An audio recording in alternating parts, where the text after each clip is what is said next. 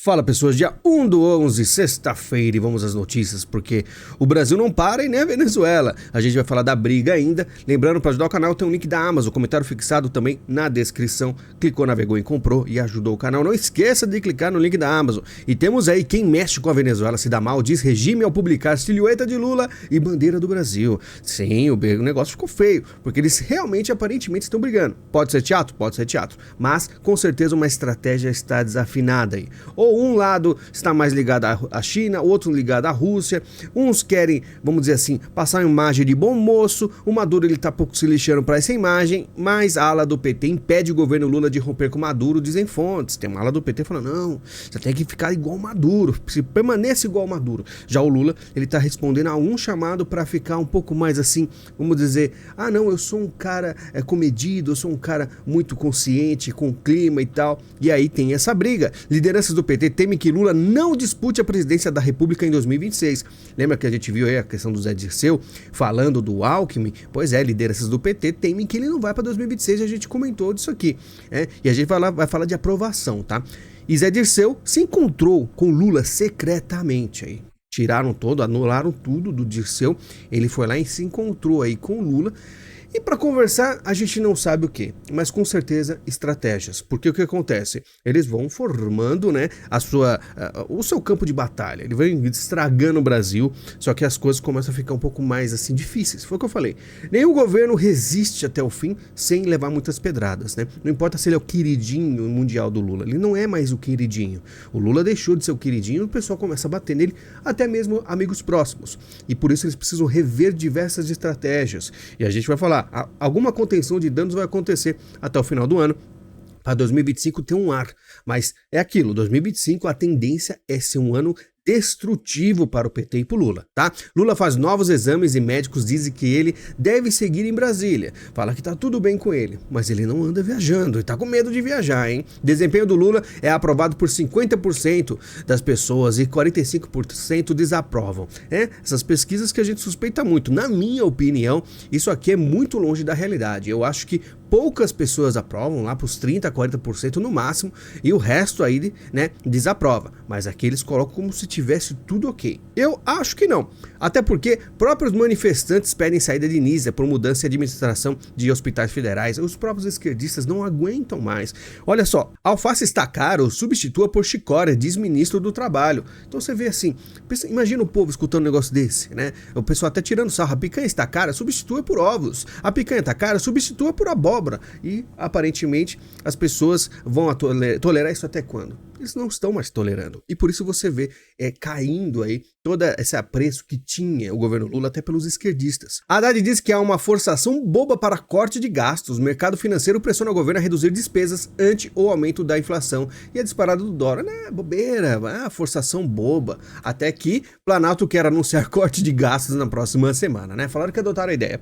Acharam bom. Será que é contenção de danos? Só que aquilo, vai cortar gastos, mas vai cortar os impostos? Porque aquilo, você perde estrutura, mas a arrecadação continua, né? Que coisa mais bonita. Agora, Exército indicia coronéis, autores de carta que pressionava por golpe em 2022, e a gente lembra do Exército que está do lado do Lula hoje, é um exército, né, complicado. Inquérito do golpe. Cresce tensão no entorno de Bolsonaro e militares, falei que isso aconteceria, eles iriam para frente, né? Nos bastidores, auxiliares do ex-presidente e membros da cúpula militar dizem esperar para a próxima semana o indiciamento de Bolsonaro e de generais que trabalharam em seu governo pela PF no inquérito do golpe, e a gente vê nomes aí, né, como Heleno, Braga Neto, Paulo Sérgio Nogueira, e o pessoal fica preocupado com Heleno, que tem 77 anos e é muito respeitado, mas aparentemente os caras não estão nem aí.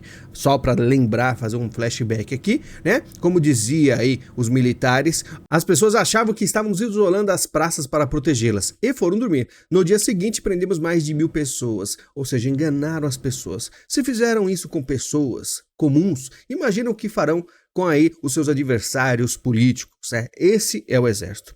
Agora olha que interessante isso aqui, ó. A Veja colocou "o candidato sou eu" e colocou o Bolsonaro numa foto respeitável, né? Simpático. Uma coisa que a gente falava muitos anos atrás, a gente fazia análise das capas. Lembra como a Veja colocava o Bolsonaro com um tom frio, né? Com alto contraste para mostrar aí imperfeições de pele e colocava como uma ameaça, escrito ali ameaça Bolsonaro? Aparentemente tudo mudou, tá diferente agora o Bolsonaro para Veja, né? Será que foi a questão aí da aproximação com o Centrão? Não sei, mas olha só que diferença o tratamento está. Ou será só uma repulsa contra o Lula? Não sabemos, mas estão mudando as coisas. Operações de combate à corrupção da CGU despencam no governo Lula. E olha só, até outubro foram 33 operações, sendo que na gestão Bolsonaro a média era 66. Metade, né, das operações de combate à corrupção. O pessoal falava que não, né, que o Bolsonaro era o cara que destruiu aí. Mas olha só, o PT é outro nível. E falando em CGU, o Dino dá mais 10 dias para a CGU que conclua a auditoria de emendas PIX, né? Que é aquilo, o Flávio Dino, ele tem um papel, cada um tem um papel. Você sabe muitas vezes, o que a gente traz aqui sobre o Toffoli, o que a gente traz aqui sobre o Moraes. E o Flávio Dino é exatamente isso aqui, é o frontman para tentar aí bater de frente com o Congresso, questão de emendas e tentar controlar os deputados. Então Flávio Dino tem esse papel aí e vai para cima dos caras e que a briga seja feita. E falando em deputados, o STF forma a maioria para tornar deputado bolsonarista réu por calúnia. Então a gente viu diversas coisas em relação a ele 2 dias antes da eleição, né? Uma coisa meio suspeita, mas dessa vez foi Gayer acusado pelo senador Valderlan Cardoso do PSD, marca isso aí, de proferir ataques contra ele e o senador Jorge Cajuru nas redes sociais após a vitória de Rodrigo Pacheco, né? Então o Gayer, ele foi um cara que também tentou bater de frente com o PSD 55 e aí os caras foram pra cima dele com bastante força, só que a gente não sabe ainda se as outras acusações dele são verdade ou não. Como eu falei, eu não vou entrar nesse mérito, mas você vê que realmente as coisas ficaram um pouco mais complicadas para ele a partir do momento que ele deu um passo contra o Centrão, né? Justiça nega recurso do ministro público e mantém Alexandre Nardoni solto. Aqui a gente vê a cara do Brasil, porque o cara teve aí, né, um bom comportamento e cumpriu meio, né, da sua sentença. Metade da sentença já está aí na rua, né? E você vê pessoas que pegaram um estilingue, estão presas por 12 anos aí. Lula recebe Tarcísio e Caiado no Planalto para tratar de segurança pública. Planalto apresentará PEC elaborada por Ricardo Lewandowski e gestores estaduais, tá? Então sim, o Lula recebeu tanto o Tarcísio e o Caiado que brigou com o Bolsonaro. O Tarcísio não tem nenhuma briga por enquanto. Caiado a Lula diz: não vou botar câmera em policial de maneira alguma, né? Dando aquela roupagem mais direitista, falando: não vou pôr limitações aos policiais. Não sei como o Lula recebeu essa informação, o Lewandowski, mas ele falou. Já o Tarcísio fala em reunião com Lula, né? Tarcísio pede trabalho conjunto com o crime, que o Lula também faça algumas mudanças. Por exemplo, a gente precisa coibir a liberação de criminosos em audiência de custódia quando eles são reincidentes. A gente chega a prender o ladrão de celular 35 vezes e ele vai para a rua. Esse é o Brasil. Por isso que eu digo, uma das coisas mais assim impactantes no Brasil, na minha opinião, é a questão da impunidade. Aqui você mora num país onde um Alexandre Nardoni pode passar por você na rua, sendo que num país sério como os Estados Unidos, esse cara nunca mais estaria solto. Eu acho que é isso que realmente mais me afeta, você deitar a cabeça no travesseiro e saber que você está num país onde pessoas terríveis estão andando na rua junto a você, porque o governo, o Estado, ele não faz nada contra bandidos e muitas vezes faz muito contra você, tá? Se tivesse polícia ostensiva federal, não tinha tido 8 de janeiro de Lewandowski, tá? E a gente se pergunta se não é porque talvez foi uma armadilha, porque o negócio foi muito estranho no domingo. De quem foi o plano do 8/1 de invadir lá domingo, onde não tinha ninguém, não ia dar resultado algum, a não ser prender um monte de gente. De quem foi a ideia? Tem um monte de gente que participou dessa ideia aí. Eu estava longe disso aí, nem sabia. Gilmar Mendes usou premissas falsas para livrar José Dirceu. E temos aí, né, o antagonista fazendo toda uma análise da coisa. Só que eu digo, os caras fazem o que eles querem. Premissa falsa, não interessa.